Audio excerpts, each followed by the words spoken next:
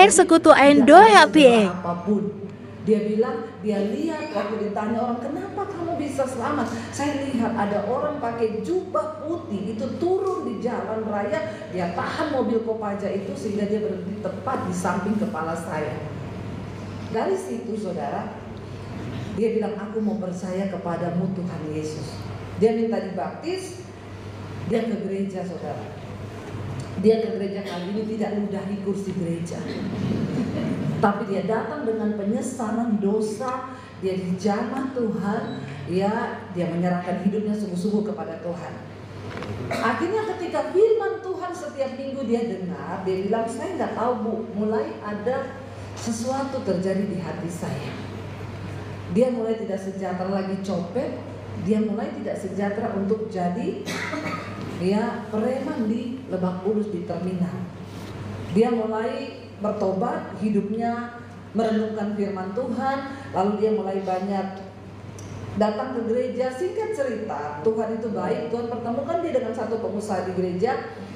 Tadinya dia jadi tukang parkir di gereja. Dia bilang, ya udahlah, saya nggak mau kerja jadi preman, saya tak jadi tukang parkir di gereja, karena dia sudah tidak mau melakukan dosa.